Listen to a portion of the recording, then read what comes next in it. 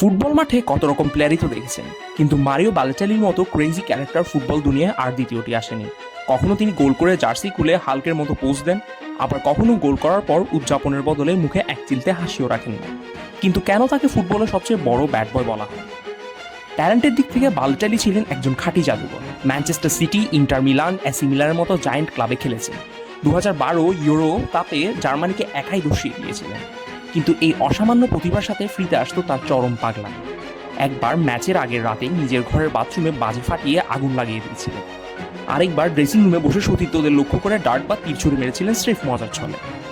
তার এই খামখেয়ালিপনার জন্য বিশ্বসেরা কোচরাও হাল ছেড়ে দিয়েছিলেন।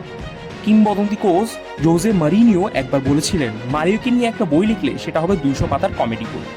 মাঠে যখন মন চাইতো খেলতেন, মন না চাইলে রেড কার্ড খেয়ে বসে থাকতেন। এই মেজাজ আর শৃঙ্খলার অভাবে আস্তে আস্তে বড় ক্লাবগুলোর আস্থার জায়গা হারান তিনি। নিয়মনীতি তোয়াক্কা না করা এই ফুটবলার হয়তো তার ক্যারিয়ারের পুরোটা দিতে পারেননি, কিন্তু ফুটবল ভক্তদের বিনোদনের কোনো কমতি রাখেননি। তিনি মাঠে থাকা মানেই ছিল আনপ্রেডিক্টেবল কোনো কিছু ঘটা। বালোটেল্লির কোন পাগলামিটা আপনার সবচেয়ে বেশি মনে আছে কমেন্টে জানান। আর ফুটবলারদের এমন অজানা গল্প জানতে লাইক আর সাবস্ক্রাইব করুন এখনই।